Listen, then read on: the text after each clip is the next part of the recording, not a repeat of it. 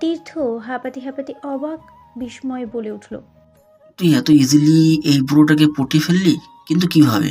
রহিম চাচা টাইপ মানুষরা একটু বেশি ইমোশনাল হয় বুঝলি। উনার বাজারের ব্যাগটা জোর করে হাতে নিয়ে বললাম, তাকে ঠিক আমার বাবার মতো দেখতে, কিন্তু দুঃখের বিষয় হলো আমার বাবা হঠাৎই আলাপেয়ারা হয়ে গেছে, যার ফলে আমি আজ কর্মহীন অনাথ বালিকা। বেশ কেল্লাফতে। তুই আঙ্কেলকে মৃত বানিয়ে দিলি? হুম, তোর বাপকে বানাইছি, কারণ বাপের। কথাটা বলেই চারপাশ কাঁপিয়ে হেসে উঠল রোজা। তীর্থ রাগে গজগজ করতে করতে বলে উঠল, সালা বাটপার। তীর্থের কথায় রোজার হাসির গতি বাড়ছে বই কমছে না। অনেক কষ্টে হাসি থামিয়ে তীর্থের কাজ ঝাঁকিয়ে বলে উঠল সে, কি রে, তোর মনিকা বেপির কি খবর জানো? আর বলিস না, হেতিমাইয়া তো নয়, আরেক আলামত। জীবনের প্রথম মেয়ে পটাতে আমার 2 ঘন্টা লাগছে, তবে প্ল্যান সাকসেসফুল।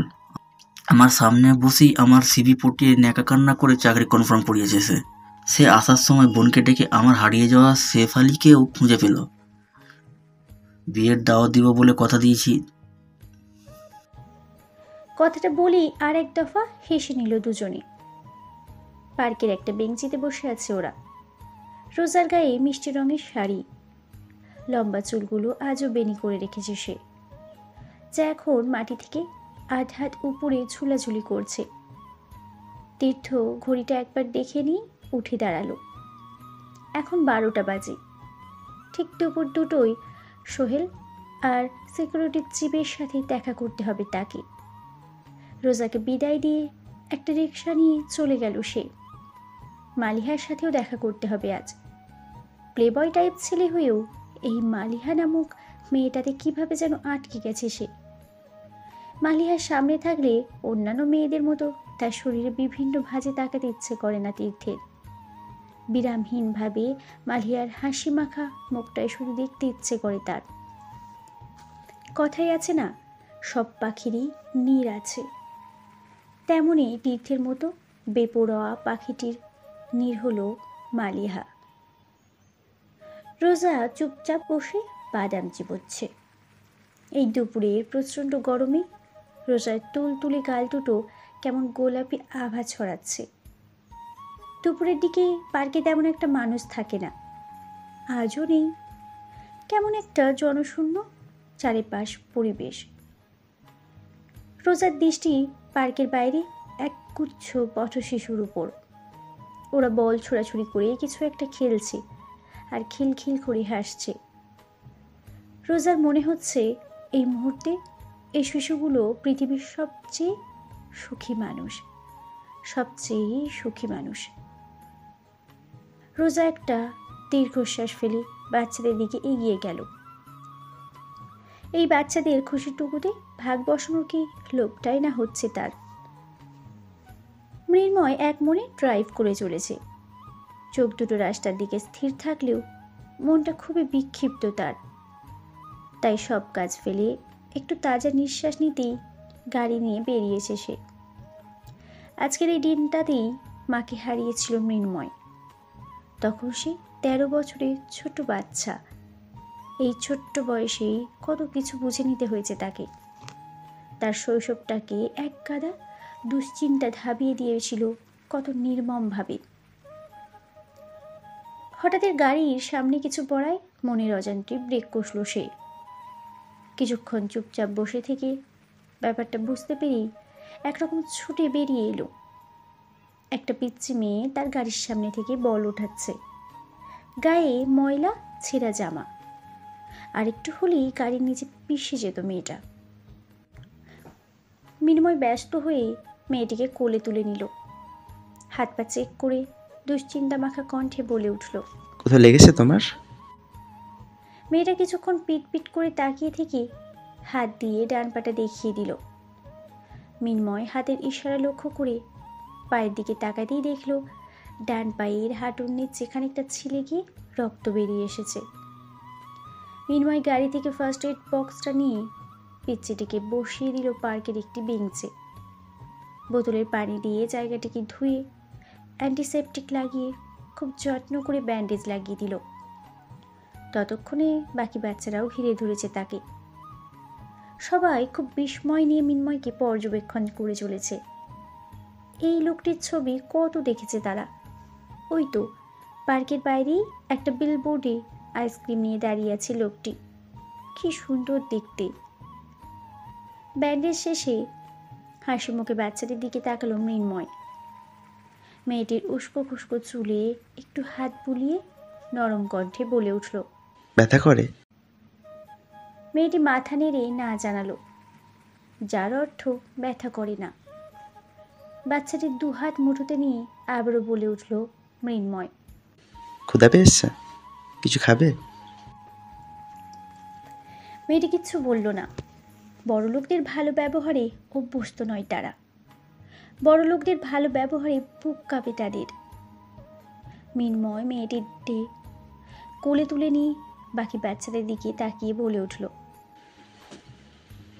তোমরা কি আমার সাথে সামনের ওই রেস্টুরেন্টে যাবে? বাচ্চারা কিছুক্ষণ দ্বিধাদ্বন্দ্বে ভুগে মাথা নাড়িয়ে হ্যাঁ বলল। মৃন্ময় মুচকি হেসে বলল, চলো। রোজা কিছুটা দূরেই দাঁড়িয়েছিল। বাচ্চাদের সাথে খেলায় মেতেছিল ও। বাচ্চাটাকে পড়ে যেতে দেখে সেদিকে যেতে নিয়েও থেমে গিয়েছিল বাচ্চাটাকে কোলে নিতে দেখে। এত বড় একজন শিল্পী কত সহজেই রাস্তার এই পথচারী শিশুটিকে কোলে তুলে নিল। কিছু কিছু মানুষ তো ওদের দেখলেই নাক ছিটকায়। সেখানে মৃন্ময়ের কত নিঃসংকোচ। রোজা কিছুটা দূরে দাঁড়িয়ে অবাক বিস্ময়ে মৃন্ময়ের কাজগুলোই দেখে চলেছিল সূক্ষ্ম দৃষ্টিতে। ওদের হাঁটতে দেখি পা চালালো রোজা। মৃন্ময়ের ঠিক সামনে দাঁড়িয়ে বলে উঠল, আমায় নিয়ে যাবেন না নায়ক সাহেব? আমিও তো আছি ওদের দলে। কি আছি না? রোজার কথায় বাচ্চারা হৈ হৈ করে উঠল। রোজাকেও তাদের সাথে চাই চাই চাই। এই কিছুক্ষণ মধ্যেই রোজা নামের মেয়েটাকে বেশ পছন্দ হয়ে গেছে তাদের। কি সুন্দর করে হাসে মেয়েটা, আর কি সুন্দর কথা বলার ভঙ্গি। বাচ্চাদের চেঁচামেচিতে হেসে উঠল মৃন্ময়। হাসি মুখেই বলে উঠল, ম্যাডাম আবার নিউজ বানিয়ে দিবেন না তো? আপনাকে বেশ ভয়ই লাগছে আমার। আমাকে সাথে না নিলে অবশ্যই বানাবো। মাফ করুন ম্যাডাম, সেই রিস্ক আর নিতে চাচ্ছি না আমি। তার থেকে না হয় সাথেই চলুন। রেস্টুরেন্টের দিকে হাঁটা দিয়েও গাড়ির কাছে এসে থেমে গেল মৃন্ময়। গাড়ি থেকে ক্যাপ, মাস্ক আর সানগ্লাস নিয়ে যতটা সম্ভব নিজেকে ঢেকে নিল সে। তারপর আবারও হাঁটা দিল রেস্টুরেন্টের দিকে। রেস্টুরেন্টে গিয়ে মৃন্ময়কে থামিয়ে নিজেই একটা আস্ত কেবিন বুক করে নিল রোজা। খাবারও অর্ডার করা হলো বাচ্চাদের ইচ্ছে মতো। ওইটার খাবার দিয়ে যাওয়ার পর রোজা দরজাটা চাপিয়ে দিতেই মাস্ক আর ক্যাপ খুলে রাখলো মৃন্ময়। বাচ্চারা খাচ্ছে। রোজাও তাদের সাথে কত আজগুবি কথায় মেতে উঠেছে। রোজাকে দেখে মনে হচ্ছে এই পিচ্ছিগুলো তাদের কত দিনের চেনা। মৃন্ময় গালে হাত দিয়ে তাকিয়ে আছে চুপচাপ, যেন পৃথিবীর এক অনিন্দ সুন্দর দৃশ্য দেখছে সে। এই বাচ্চাগুলোকে সামান্য কিছুতেই কতটা সুখ খুঁজে পায়। মন খুলে হাসে। সুখটা আসলেই আপেক্ষিক, মানুষ ভেদে এর অস্তিত্ব ভিন্ন। খাওয়া শেষে পিচ্ছিগুলো আবারও চিৎকার চেঁচামেচি করে বেরিয়ে গেল। রোজা হাসি মুখে সেদিকে তাকিয়ে থেকেই বলে উঠল, থ্যাংক ইউ নায়ক সাহেব, প্রচণ্ড সুন্দর কিছু সময় উপহার দেওয়ার জন্য। Thank you. সেই হিসাবে থ্যাঙ্কস তো আপনাকেও জানাতে হয়। ওদের খুশিটা আপনার উদ্ভট কথাবার্তায় আরও অনেকটা বেড়ে গিয়েছিল বলেই মনে হয়। রোজা হাসল। আঁচল দিয়ে নাকের ঘাম মুছে নিয়ে বলে উঠল, বাচ্চারা ওসব উদ্ভট কথাই পছন্দ করে নায়ক সাহেব। এনিওয়ে, আপনি আমাকে সুন্দর কিছু সময় উপহার দিলেন, তার বদলে আমারও উচিত আপনাকে কিছু দেওয়া। আপনি যদি চান তো আমি আপনাকে আমার খুব প্রিয় একটা জায়গায় নিয়ে যেতে পারি। কি যাবেন? মৃন্ময় সরাসরি রোজার চোখের দিকে তাকালো। তারপর কিছু না ভেবেই বলে উঠল, যাব। রিয়েলি? ওকে চলুন। জায়গাটা খুব আহামরি কিছু নয়, খুবই কমন। তবুও মনে হয় এটা যেন একরাশ ভালোবাসা। তবে একটা শর্ত আছে, জায়গাটায় আমরা রিক্সা দিয়ে যাব। আপনার ওই মঙ্গল গ্রহের গাড়ি নিয়ে যাওয়া চলবে না। কি? রিক্সা? রিক্সা কি খুব জরুরি? খুব জরুরি। এবার বলুন যাবেন নাকি? ধরেছি, এবার আর যাব। রোজা হাসল। মৃন্ময় ক্যাপ মাস্ক পরে বিলটা মিটিয়ে দিয়ে রোজাকে নিয়ে বেরিয়ে এলো।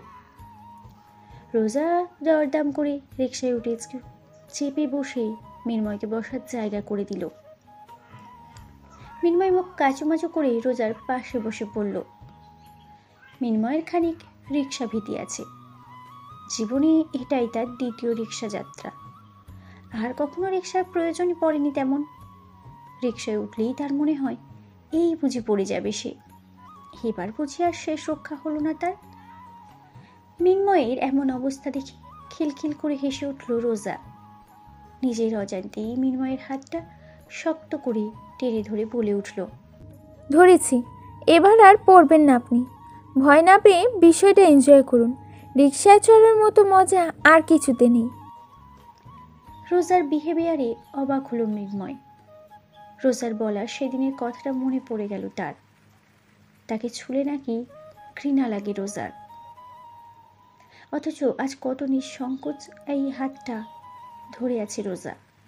সময় ভেদে মানুষের কথাগুলো কেমন আশ্চর্য রকমভাবে পরিবর্তন হয়। কথাগুলো ভেবেই একটা দীর্ঘশ্বাস ফেলল মৃন্ময়। নিজের কাজের কারণে অনেক মেয়ের সংস্পর্শে যেতে হয়েছে তাকে, কিন্তু কখনো কিছু ফিল হয়নি তার। কিন্তু আজ রোজার ছোঁয়ায় কেমন দম বন্ধ হয়ে আসছে তার। বুকের ভিতরে কি ভীষণ কাঁপন আজ। কিছুটা ফাঁকা রাস্তায় আসতেই একরাশ মিষ্টি হাসি নিয়ে বলে উঠল রোজা, এই যে নায়ক সাহেব, এবার মাস্কটা খুলে ফেলুন। আশেপাশে দেখার মতো কেউ নেই। এভাবে কি প্রকৃতিকে অনুভব করা যায়? প্রকৃতিকে অনুভব করতে হবে খোলা মনে। এমন মাস্ক পরে এক ঝাঁক টেনশন নিয়ে বসে থাকলে চাই হবে। রোজা সেই টোল পড়া হাসি দেখে মনে মনে হাজারটা তপ্ত শ্বাস ফেলল মৃন্ময়। মাস্কটা খুলে ফেলে ক্যাপটাও খুলে ফেলল সে। চোখ দুটো বন্ধ করে এই খোলা হাওয়াটা উপভোগ করতে লাগলো। বাবা মা মারা যাওয়ার পর মৃন্ময়ের পাশে এমন করে কয়েক মুহূর্তের অতিথি করেও কাউকে পায়নি সে।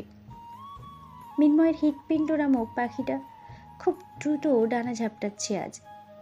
সেই ডানা ঝাপটানোর শব্দটা একটা কথাই বলে চলেছে বারবার, আপনাকে খুব সুন্দর লাগছে রোজা, অনেক অনেক সুন্দর লাগছে আজ। মাত্রই ওটি থেকে বেরিয়েছে রফিন।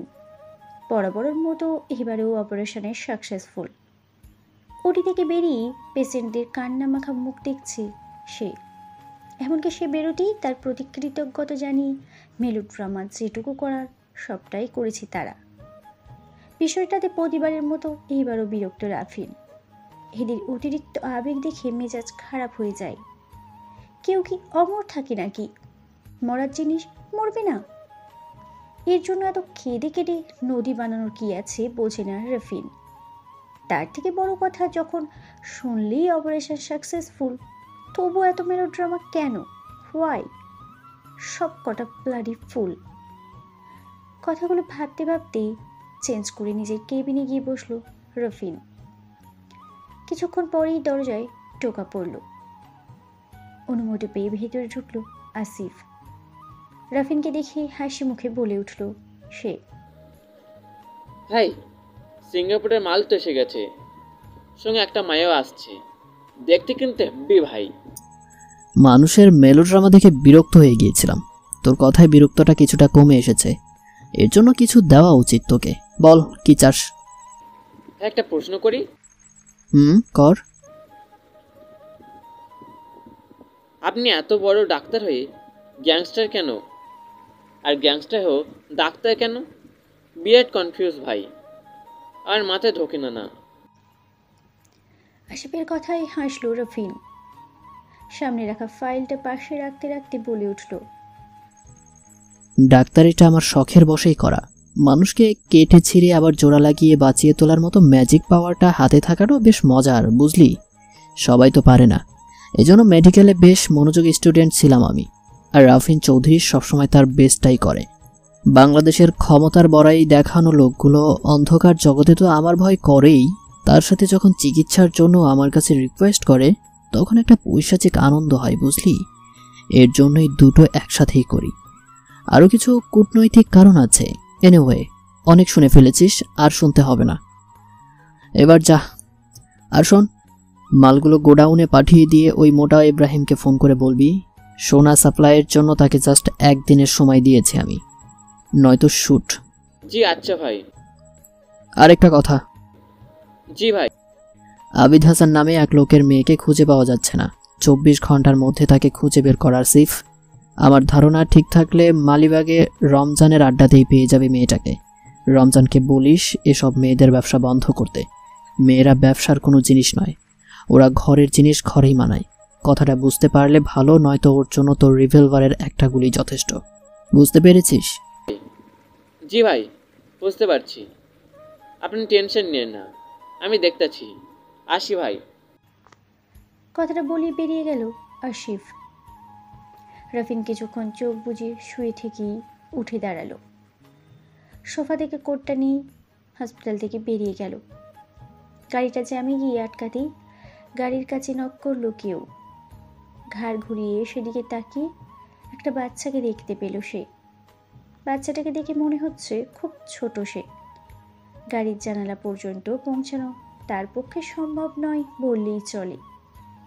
কিন্তু অবাক করা ব্যাপার হলো, পিছের জানালায় নক করছে। অদ্ভুত। পুরো কুচকে কিছুক্ষণ তাকিয়ে থেকে জানালার কাঁচ নামালো রাফিন। কাঁচ নামাতেই এক গুচ্ছ বেলি ফুলের মালা এগিয়ে দিয়ে বলে উঠল, নিবেন সাহেব? বাচ্চাটির কথার সাথে তাল মিলিয়ে বাচ্চাটির কাঁধে ফাঁস থেকে মাথা বের করে বলে উঠল একটি মেয়ে। নিয়ে নিন না সাহেব।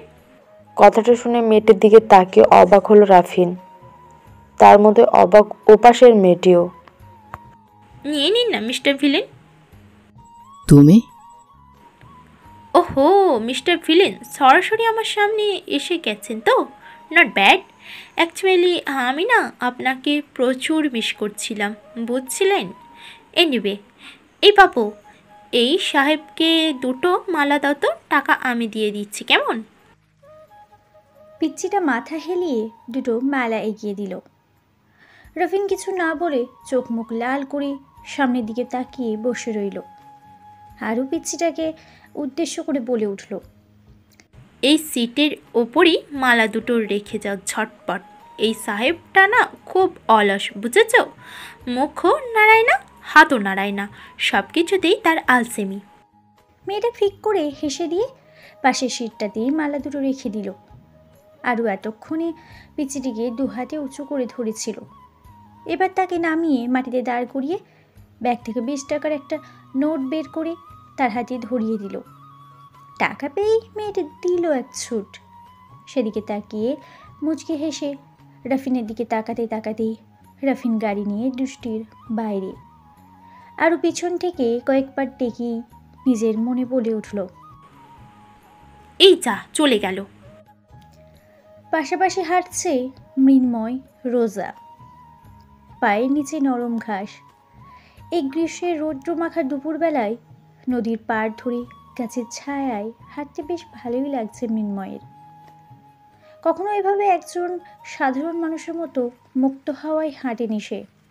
জন্মের পর থেকে সেলিব্রিটি ট্যাগ লেগে গিয়েছিল তার গায়ে। বাবার ট্রুপ বিখ্যাত হয়ে বাবাকে হারানোর আগেই সেই ছোট্ট বয়সেই নিজের মেধায় জনপ্রিয় শিশু শিল্পীর ট্যাগ লেগে গিয়েছিল গায়ে। তাই আর কখনো অন্য 8-10টা সাধারণ বাচ্চার মতো বাঁচা হয়ে ওঠেনি তার। চারপাশে জাঁকজমকতা আর কৃত্রিমতার ভিড়ে রোজার এই সাধারণ আর প্রাণবন্ততা অসাধারণ লাগে তার। হঠাৎই হাতে টান অনুভব করল মৃন্ময়। পাশে তাকাতেই রোজার হাসি মুখটা চোখে পড়ল তার। এক হাতে মৃন্ময়ের হাত, তো অন্য হাতে পায়ের জুতো জোড়া ধরে রেখেছে সে। মৃন্ময়কে তাকাতে দেখি হাসি মুখে বলে উঠল রোজা। জুতো খুলুন মিস্টার হিরো। রোজার কথায় ভ্রু কুচকাল মৃন্ময়, অবাক চোখে বলে উঠল, কেন? নদীর পানিতে পা ভিজিয়ে হাঁটবো, তারপর সেই ভেজা পা নিয়ে হাঁটবো এই নরম ঘাসে। ব্যাপারটা দারুণ না? হ্যাঁ দারুণ, বাট ওখানে তো কাদা মিস রোজা, পা নোংরা হয়ে যাবে তো। আপনার পা দুটো কি জাদু করে তুলে রাখবেন নাকি, যে ময়লা হলে ঝামেলা? মিস্টার হিরো, এই পৃথিবীটাই একটা ময়লা ভর্তি নোংরা জায়গা। এত এত ময়লার মাঝে থেকেও কি ময়লাকে ভয় পেলে চলে? চলুন না, ভালো লাগবে আপনার। এই নষ্ট পৃথিবীর ময়লা গায়ে মেখে একদিন এই মাটির ঘ্রাণটা নিয়েই দেখুন না, দেখবেন কতটা আপন লাগে সেই ঘ্রাণ। মৃন্ময় মিষ্টি হাসল। জুতো দুটো খুলে হাতে নিয়ে রোজার সাথে নেমে গেল নদীর কাদাময় জলে। কিছুটা এগিয়েই ছোট্ট ছোট জোড়া ঝিনুক কুড়াতে ব্যস্ত হয়ে পড়ল রোজা। শাড়ির গোলাপি আঁচল আর লম্বা বেনুনি উভয়ই ভাসছে নদীর জলে। কি অদ্ভুত দৃশ্য! মৃন্ময় নিজের অজান্তেই বেশ কিছু ছবি তুলে নিল রোজার। টোল পড়া হাসির সাথে ভেসে যাওয়া আঁচল কি মারাত্মক মায়াতেই না জড়াচ্ছে এই বাতাসটাকে, এই নদীটাকে, আর সামনে দাঁড়ানো ওই সুদর্শন পুরুষটাকে। বেশ কিছু ঝিনুক মুঠোয় পুড়ে মৃন্ময়ের পাশে এসে দাঁড়ালো রোজা। হাঁটতে হাঁটতে বলে উঠল সে, এই ঝিনুকগুলোতে রোদ জমাবো। রোজার কথায় অবাক চোখে তাকালো মৃন্ময়। রোদও আবার জমানো যায় নাকি? কি আশ্চর্য! মৃন্ময়ের দৃষ্টিকে সম্পূর্ণ উপেক্ষা করে গভীর উৎসাহ নিয়ে বলে উঠল সে, আচ্ছা, রোদ ধরেছেন কখনো? মৃন্ময় আগের থেকেও অবাক হয়ে বলে উঠল, রোদ ধরা যায় বুঝি? ধরা যায়। ওই দেখুন একটা নৌকা, চলুন না নৌকায় উঠি। আমার সাথে নৌকায় উঠলে আপনাকে আমি এক মুঠো রোদ উপহার দিব নায়ক সাহেব। কি, উঠবেন? মৃন্ময় হাসল। ডান হাতে সিল্কের ঝাঁকড়া চুলগুলো ঝাঁকিয়ে দিয়ে বলে উঠল, অবশ্যই। নৌকার পাঠাতনে আধশোয়া হয়ে বসে আছে মৃন্ময়। চোখ দুটো আকাশে উদ্দেশ্যহীনভাবে ঘুরে বেড়াচ্ছে। কতদিন মন খুলে মুক্ত আকাশ দেখা হয় না তার, কতদিন নিঃশ্বাসের স্বাদটা নেওয়া হয় না তার। কথাগুলো ভেবে চোখ বন্ধ করতেই পাশ থেকে ফিসফিস করে বলে উঠল রোজা, এই যে শুনুন না, নৌকায় না একটা চুলো আছে, মাঝিরা সেখানে রান্না করে খায়। চলুন না, আজ আমরাও ওদের সাথে লাঞ্চ করি, গরম ভাতের সাথে আলু ভর্তা আর ঘি, সাথে নদী থেকে তোলা ফ্রেশ মাছের ভাজি। ইয়াম্মি! কথাটা বলেই চোখ বন্ধ করে খাবারটা কত মজা হতে পারে তা ভেবে নিল রোজা। মৃন্ময় অবাক চোখে তাকিয়ে আছে। ডায়েটের বাইরে একটা দানাও খায় না সে, কিন্তু বাচ্চাদের পাল্লায় পড়ে অলরেডি অনেক কিছুই খেয়ে ফেলেছে। তার উপর আবার খেতে চাইছে রোজা, তাও আবার মাঝিদের সাথে। তাছাড়া এসব খাবারে তো অভ্যস্ত নয় সে। তবুও কেন জানি মানা করতে পারল না মৃন্ময়। রোজার মতো প্রাণ খুলে বাঁচতে ইচ্ছে করছে তার। রোজাও হার মানার পাত্রী নয়, সে মৃন্ময়কে রাজি করেই ছেড়েছে। শুধু রাজি করেই ক্ষান্ত হয়নি, মৃন্ময়কে টেনে নিয়ে বসিয়েছে চুলোর পাশে। প্রথমে বিরক্ত হলেও কিছুক্ষণ পরই ব্যাপারটা বেশ মজা পেতে লাগলো মৃন্ময়। মাছ ভাজি করতে গিয়ে গরম তেলে মাছের লাফিয়ে ওঠার সময় ভয় পেয়ে মৃন্ময়কে রোজার পিছনে গিয়ে লুকাতে দেখি রোজা সে কি হাসি! হাসতে হাসতে পেটে খিল ধরে যাওয়ার মতো অবস্থা তার। রোজা সেই খিলখিল হাসি মৃন্ময়ের বুকটাকে ঝাঁঝরা করে চলেছে ক্রমাগত। মৃন্ময়ের ইচ্ছে করছে মেয়েটিকে বলে, এভাবে হাসবেন না প্লিজ, বুকে ব্যথা হয় আমার। কিন্তু বলাটা আর হয়ে ওঠে না। মৃন্ময় নীরব চোখে তাকিয়ে থাকে আর ভাবে কিছু কথা না হয় রয়ে যাক না বলা। রোজার হাসির টোর থামল, খেতে বসে ওরা।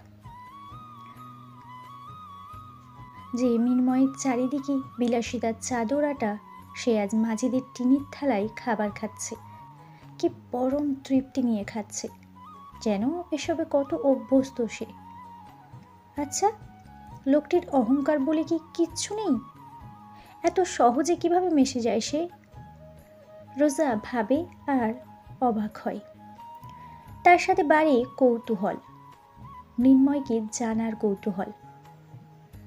খাওয়া দাওয়া শেষ করে নৌকা থেকে যখন ওরা নামলো, তখন সন্ধ্যা প্রায়। চারিদিকে বিকেলের শেষ আলো ম্লান হয়ে বিদায় জানানোর অপেক্ষায়। নৌকা থেকে নামার পর চুপ করে আছে রোজা। একটা বিষয় খুবই মুগ্ধ করেছে তাকে। নৌকা থেকে নামার সময় প্রত্যেকটি মাঝিকেই জড়িয়ে ধরেছে মৃন্ময়। কি নিঃসংকোচ তাদের ময়লা জামাগুলোর সাথে নিজের দামি পোশাক, দামি শরীরের পার্থক্য ঘুচিয়েছে সে। তার থেকেও আশ্চর্যের একটি বিষয় লক্ষ্য করেছে রোজা। জড়িয়ে ধরার সময় প্রতিটি মাঝির পকেটেই খুব সাবধানের সাথে টাকা চালান করেছে সে। রোজা বুঝতে পারছে না, মৃন্ময়ের টাকা দেওয়ার হলে এমনিতেই দিতে পারত, ওভাবে লুকিয়ে দিতে হলো কেন? রোজাকে চুপচাপ দেখে আর চোখে তাকালো মৃন্ময়। ঠান্ডা গলায় বলে উঠল, আর ইউ ওকে মিস রোজা? হঠাৎ এত চুপচাপ? আপনাকে একটা প্রশ্ন করি। করুন। আচ্ছা, মাঝিদের তো আপনি এমনিও টাকা দিতে পারতেন, তাহলে ওভাবে লুকিয়ে টাকা দিতে গেলেন কেন? রোজার কথায় ভ্রু কুচকালো মৃন্ময়। তারপর স্মিথ হেসে বলে উঠল, লুকিয়ে আর হলো কোথায়? আপনি তো দেখেই ফেলেছেন মিস রোজা। জার্নালিস্ট বলে কথা, জার্নালিস্টের চোখ ফাঁকি দেওয়া অত সহজ নয় নায়ক সাহেব। মৃন্ময় হাসল, এক আঙুলে ভ্রু চুলকাতে চুলকাতে বলে উঠল, তাই তো দেখছি। আচ্ছা, এবার তো বলুন কেন করলেন অমন? আপনি ওনাদেরকে টাকা দিতে চেয়েছিলেন শুনেছিলাম। আমি অবাক হয়েছি এটা দেখে যে যেখানে মানুষ দিনটার টাকার পিছনে ছোটে, সেখানে সারাদিনের ভাড়া হিসেবে লোকগুলো আপনার কাছ থেকে মাত্র 100 টাকা নিল। তবু আপনার জোরাজোরিতে ওনারা চাইলেই কিন্তু অনেক টাকা রোজগার করতে পারত। আজ কিন্তু করেনি, বরং দারুণ একটা যুক্তি দিয়েছে। তাদের যুক্তি মতে এটা কোনো যাত্রীবাহী নৌকা না, ওনারা এই নৌকার মাছ ধরে বেড়ান। আপনার না থাকলেও নৌকাটা নদীতেই থাকতো, তাই টাকা দিতে হবে না। আর দুজনের খাবার তো বেশি কিছু নয়। তাছাড়া আমরা আজকের দিনটির জন্য তাদের নৌকায় অতিথি। এই সাধারণ যুক্তিটাও আমার কাছে অসাধারণ লেগেছে। আমাদের গ্রাম বাংলায় এখনও এমন অতিথি পরায়ণ আর সহজ সরল মানুষ থাকতে পারে ভাবতেই পারিনি আমি। কারণ যেখানে আমার বসবাস সেখানে এসব কিছু দেখিনি কখনো। সেখানে মানুষ নিজের স্বার্থ ছাড়া চোখ মেলেও তাকায় না। বাঙালিরা অতিথি পরায়ণ কথাটা ওনারা ধরে রেখেছেন বলে টাকাটা ওনাদের প্রাপ্য, এমনিতে দিলে নিতেন না, তাই ওভাবে দিয়েছে। হঠাৎ টাকাটা পেয়ে চোখে মুখে যে চমকটা ফুটে উঠবে সেটা দেখতে পেলে বেশ হতো মিস রোজা। রোজা কোনো উত্তর দিল না, চুপচাপ হাঁটছে সে। পায়ের নিচে নরম ঘাস। রোজার চোখ দুটো আটকে আছে মৃন্ময়ের পায়ে। খালি পায়ে হাঁটছে মৃন্ময়। জুতোগুলো নৌকাতেই ভুলে এসেছে সে। সবুজ ঘাসে মৃন্ময়ের সাদা মসৃণ পা দুটোকে খুব মানিয়েছে। পায়ের নখগুলো একদম সমান করে কাটা, যেন পায়ের নখগুলো কাটতে পারাটাও এক ধরনের শিল্প। আর সেদিক বিচারে মৃন্ময় একজন নিখুঁত শিল্পী। রাস্তায় এসে থেমে গেল দুজনের পা। নীরবতা কাটিয়ে রোজাই বলে উঠল প্রথম, তো মিস্টার হিরো, এবার যাবেন কি করে? গাড়ি তো ফেলে রেখে এসেছেন, এবার? সোহেলকে মেসেজ করেছি, গাড়ি পাঠাচ্ছে, আর মিনিট খানেক পরই পৌঁছে যাবে। ও, তাহলে তো ভালোই। সন্ধ্যা তো হয়ে এলো, আই থিঙ্ক আমারও যাওয়া উচিত। যা উচিত মানে? আপনি একা যাবেন নাকি? এই সন্ধ্যায় আপনার একা যাওয়া সেফ নয় মিস রোজা। একটু ওয়েট করুন, আমি আপনাকে পৌঁছে দিব। It's okay mister hero, I will manage. কত মেয়েরা রিস্ক নিয়ে চলাচল করছে, সেখানে আমি তো কিছুই না। আসছি। কথাটা বলে হাঁটা দিতেই পেছন থেকে হাত চেপে ধরল মৃন্ময়। রোজা তাকাতেই হাতটা ছেড়ে দিয়ে অপরাধী কণ্ঠে বলে উঠল, সরি, বাট একজন পুরুষ হিসেবে আপনাকে একা ছাড়া কাপড় সরতে হবে মিস রোজা। আপনাকে পৌঁছে দেওয়াটা আমার দায়িত্ব। মিস্টার হিরো, আপনি হয়তো ভুলে গেছেন আপনি একজন সেলিব্রিটি। আমাকে আপনার পৌঁছে দেওয়াটা মানায় না। তবে চাইলে আমাকে রিক্সা পর্যন্ত এগিয়ে দিতে পারেন, আমি কিন্তু মাইন্ড করব না। মৃন্ময়ও হাসল। একসাথে হাঁটতে লাগলো আবারও। এতক্ষণ সমস্যা না হলেও খালি পায়ে রাস্তায় হাঁটতে খুব সমস্যা হচ্ছে মৃন্ময়ের। ছোট ছোট পাথরগুলো পায়ে বিঁধছে খুব। রাস্তার মোড়ে কিছুক্ষণ অপেক্ষা করতেই রিক্সা পেয়ে গেল রোজা। রিক্সায় উঠতেই মৃন্ময় ফোন বের করে ঝটপট রিক্সাওয়ালার কিছু ছবি তুলে নিল।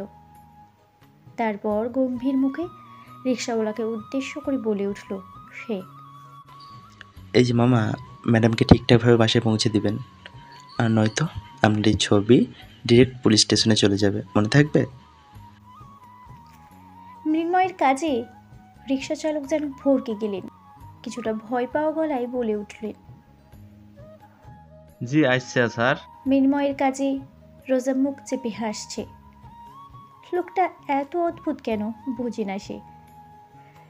রিক্সা ছাড়ার আগে রিক্সা চালকের আগে 1000 টাকার একটা নোট ধরিয়ে দিল মৃন্ময়। রোজা চোখ বড় বড় করে বলে উঠল, আরে আরে, এত টাকা দিচ্ছেন কেন? পাগল নাকি আপনি? মৃন্ময় মুচকি হেসে বলল, ব্যাপার না, আঁচলটা ঠিক করুন, জায়গায় লেগে যাবে। আর একটা কথা। রোজা জিজ্ঞাসু দৃষ্টিতে তাকাতেই সামনের চুলগুলো পিছনে ঠেলে দিয়ে বলে উঠল মৃন্ময়, থ্যাঙ্কস মিস রোজা, মারাত্মক সুন্দর একটা দিন উপহার দেওয়ার জন্য। ভালো থাকবেন। রোজা হাসল। তাকে কিছু বলার সুযোগ না দিয়ে রিক্সা চলতে লাগলো আপন গতিতে। রোজা পিছন ফিরে তাকিয়ে আছে।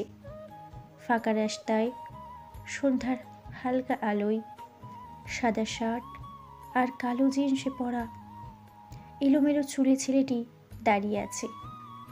চারপাশের গাঢ় সবুজ গাছপালার ছায়া আর পিচঢালা রাস্তায় নগ্ন পায়ে দাঁড়িয়ে থাকা ছেলেটা কি আশ্চর্য সুন্দর। সোহেল সোফায় বসে আছে, তার দৃষ্টি তীক্ষ্ণ। তার ঠিক সামনে দাঁড়িয়ে আছে যুবতী একটি মেয়ে। পরনে সাধারণ সুতি কাপড়ে লম্বা গাউন, পায়ে উঁচু জুতো, চোখে মোটা ফ্রেমের চশমা। চশমার আড়ালে যেটুকু বোঝা যাচ্ছে তাতে মনে হয় মেয়েটি জোড়াভ্রুর অধিকারী। পাতলা ঠোঁটের নিচে কালো তিল, গলায় বিভিন্ন কালারের মিশ্রণে একটি ওড়না পেঁচানো। চুলগুলো পিঠে পড়ে আছে খুব শান্ত ভঙ্গিতে। মেয়েটিকে পা থেকে মাথা পর্যন্ত ভালো করে দেখে নিয়ে মুখ কোঁচকালো সোহেল। তার কাছে হোম ম্যানেজমেন্টের জবের জন্য মেয়েটাকে পারফেক্ট মনে হচ্ছে না। মেয়েটার মুখে কেমন একটা অতি নিষ্পাপ ভাব আছে, যা সোহেলের পছন্দ হচ্ছে না। তার ধারণা অতি জিনিসটাই খারাপ। অতি জিনিসটার পেছনে অনেক কিছুই লুকিয়ে থাকে। এই অতি নিষ্পাপ মেয়েটা হয় চরম বোকা, নয়তো চরম রকম বুদ্ধিমান। এই অতি টাইপের মানুষদের উপর কখনো বিশ্বাস করতে নেই। সোহেলের এই দুই টাইপের মানুষের মধ্যে কোনো টাইপের মানুষকেই তেমন একটা ভালো লাগে না। যদিও এগুলো তার নিজের কথা নয়, সবই মৃন্ময়ের থেকে শেখা বলি। তার ধারণা মৃন্ময়ের মতো বুদ্ধিমান লোক এই দুনিয়ায় তৃতীয়টি নেই। কেউ মিথ্যা বললে মৃন্ময় না তাকিয়ে সেকেন্ডের মধ্যে বুঝে যায় যে লোকটি মিথ্যা বলছে। কি সাংঘাতিক! এই একটি কারণেই মৃন্ময়ের সামনে কথা বলতে গিয়ে ভয়ে কাঁপে সোহেল। মেয়েটি এখনও আগের মতোই ভাবলেশীনভাবে দাঁড়িয়ে আছে। চশমার আড়ালে পড়ায় মেয়েটির চোখের ভাব ঠিক বুঝতে পারছে না সোহেল। কিছুক্ষণ তাকিয়ে থেকে নড়ে চড়ে বসলো সে, গলায় গাম্ভীর্য এনে বলে উঠল, আপনার নাম কি? এলিনা সরকার। বাড়ি কোথায়? মামুন সিং। বাবার সাথে 15 বছর বয়স থেকেই ঢাকায় থাকি। মা নেই। মামুন সিংহে কোনো আত্মীয় আছে বলেও জানা নেই। পরিবার বলতে আমি আর বাবাই ছিলাম, কিন্তু বাবা হুট করে মারা যাওয়ায় একদম অতল পাথারে পড়েছি। আপনাকে কি এসব জিজ্ঞেস করেছে? জিজ্ঞেস করেননি, কিন্তু আমি জানি আপনি জিজ্ঞেস করবেন, তাই আগে থেকেই বলে দিলাম। আপনি শুধু শুধু কষ্ট করে প্রশ্ন জিজ্ঞেস করতে যাবেন কেন? সোহেল ছোট্ট করে নিঃশ্বাস ছাড়ল, আক্ষেপের নিঃশ্বাস। সে সত্যিই ভেবেছিল এসব প্রশ্ন করে মেয়েটাকে খানিক ভরকে দেবে, কিন্তু তার হলো কই। এই মেয়েটাকে সোহেলের একদমই পছন্দ হচ্ছে না, কিন্তু কিছু বলতেও পারছে না সে। পাশেই দাঁড়িয়ে আছেন রহিম চাচা। তার দাবি মেয়েটাকে চাকরিটা দিতে হবে, নয়তো তিনি মৃন্ময়ের কাছে বিচার দেবেন। মৃন্ময় আর রহিম চাচার সব কথাই মেনে নেওয়া টাইপ মানুষ। সোহেল এখানে কী বা করতে পারে? তার অবস্থাটা এখন ইংরেজদের দৈত্য শাসনের মতো হয়ে গিয়েছে। একগুচ্ছ আফসোস মাখা দীর্ঘশ্বাস ফেলে এলিনা নামের মেয়েটিকে তার কাজ বুঝে দিল সোহেল। বাড়িটা ঘুরে ঘুরে দেখছে রোজা। হাউস ম্যানেজমেন্টের কাজটা পেয়ে বেশ সুবিধাই হয়েছে তার কাজই এখন বাড়ি মনিটরিং করা, তাই বাড়িতে অবাধে ঘোরাফেরা করতে পারবে সে। কারো সন্দেহের চোখে পড়তে হবে না আপাতত। মেন বাড়ির ডান পাশে কন্ট্রোল রুম, ওখানে সিকিউরিটি চিফ ও তার অ্যাসিস্ট্যান্টের অফিস। বাড়ির সিসিটিভি ক্যামেরার ফুটেজগুলো ওখানেই কালেক্ট করা হয়।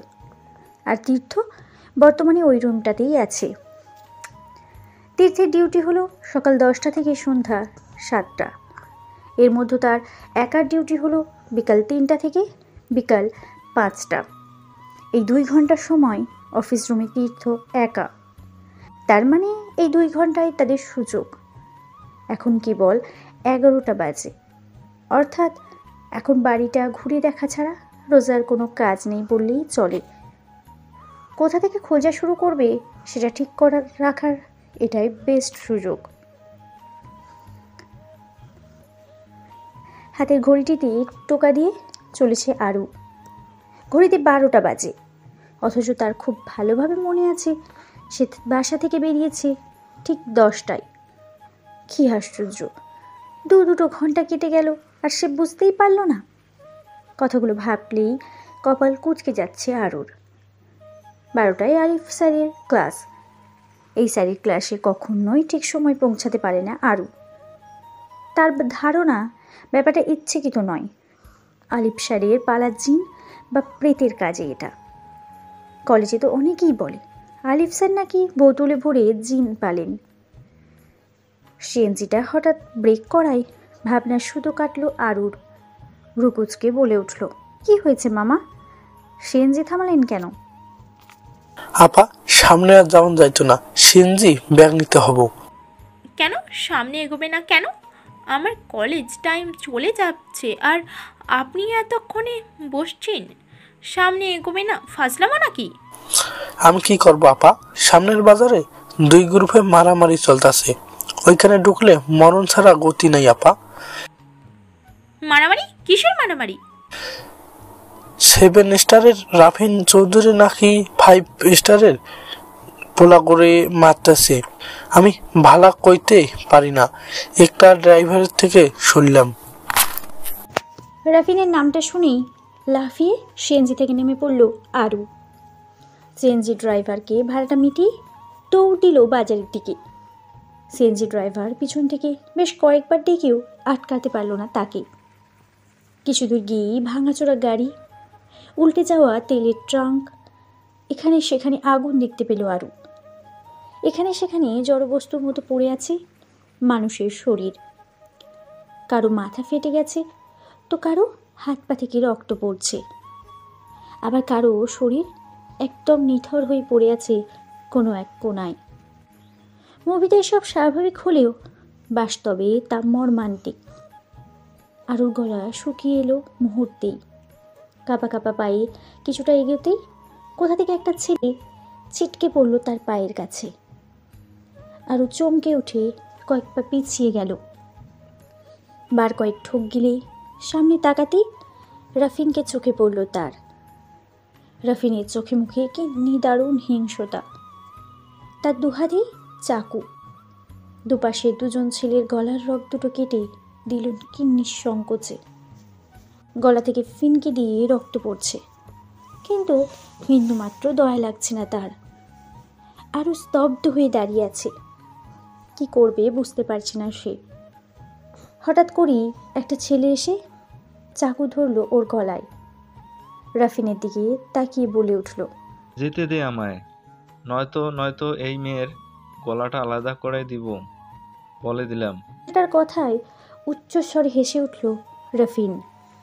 একটা গাড়ির উপর বসে পড়ে চুইংগাম চিবোতে চিবোতে বলে উঠল, মার, আরে মার মার। এই মেয়েকে আমার বউ নাকি রে, যে তুই ওর গলায় চাকু ধরবি আর আমি ভয়ে কাঁপাকাঁপি করব? নাকি তুই আমাকে সোশ্যাল ওয়ার্কার ভাবছিস? সো সিলি আর। এই পৃথিবীতে রাফিন চৌধুরীর কোনো দুর্বলতা নেই, আর মানবতা সেটা তো একটা ফ্যাশন মাত্র। আমি কোনো ফিল্মের হিরো নই, ভিলেন। এসব মায়া দয়া মানবতা আমার মাঝে নেই রে। এসবে কাজ হবে না। So sad for you. দে দেখ, আমি কিন্তু সত্যি মেরে দেব। আরে দে না, আমি কি মানা করেছি? যা, তোকে 5 মিনিট সময় দিলাম। এই 5 মিনিটে তুই ওই মেয়েটাকে মেরে সোজা আমার কাছে চলে আসবি। Then I will kill you. তুই রাফিন চৌধুরীকে শালা ডেকেছিলি না? এবার শালাকে নিজের প্রাণ ভোমরাটা উপহার দে। Your time start now. কথাটা বলি সিগারেট জ্বালালো রাফিন। আর ওর পা দুটো যেন ঠান্ডা হয়ে গিয়েছে একদম। গলায় লেগে থাকা ছুরিটার ধারে রক্ত পড়ছে ফোঁটা ফোঁটা। কপাল দিয়ে ঘাম ছুটছে অনবরত। হঠাৎই প্রচণ্ড শব্দে চমকে উঠল আরু। তার পিছনে দাঁড়ানো লোকটা ধীরে ধীরে লুটিয়ে পড়ল মাটিতে। আরও ঘোরের মাঝেই ঘাড় ঘুরিয়ে তাকালো। লোকটির কপালে গোল একটি বৃত্ত, সেখানে থেকে রক্ত গড়িয়ে পড়ছে অনবরত। রাফিন রিভলভারটা পাশে দাঁড়ানো ছেলেটির দিকে ছুঁড়ে মেরে সিগারেটের শুক টান দিল। নাক মুখ দিয়ে ধোয়ার কুণ্ডলি ছাড়িয়ে বলে উঠল সে, বয়েস, 8 ঘন্টার মধ্যে আমি সবকিছু ক্লিয়ার চাই। রক্তের একটা ছাপও যেন না থাকে আশেপাশে, আর না থাকে কোনো প্রমাণ। Got it? আরও এখনও একইভাবে দাঁড়িয়ে আছে।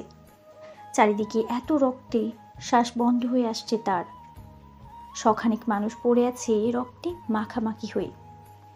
এমন একটা পরিস্থিতিতে একটা মানুষ কি করে এত শান্তিতে সিগারেট টানতে পারে জানা নেই আরুর। আরও বিস্ফোরিত চোখে তাকিয়ে আছে। তার মনে হচ্ছে এখনই মরে যাবে সে।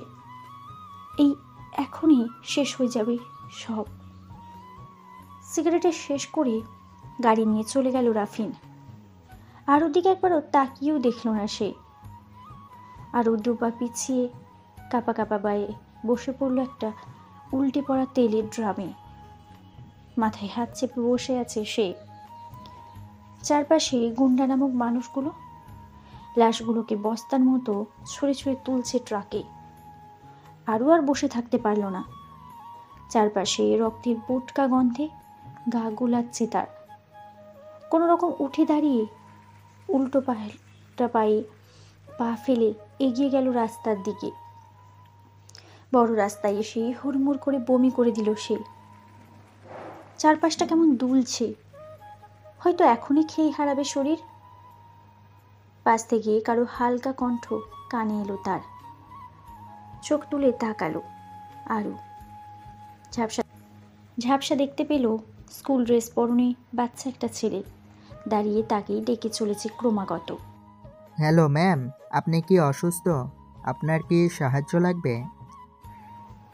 আরু হালকা গলায় বলে উঠল, বাসায় যাব আমি। ছেলেটা কৌতূহল চোখে তাকিয়ে আছে। উজ্জ্বল শ্যামা চেহারায় অদ্ভুত সুন্দর দুটো চোখ। নাকের নিচে মাত্রই খোঁচা খোঁচা গভীর চিত্র ফুটে উঠেছে। মাথা ভরা ঝাঁকড়া চুল।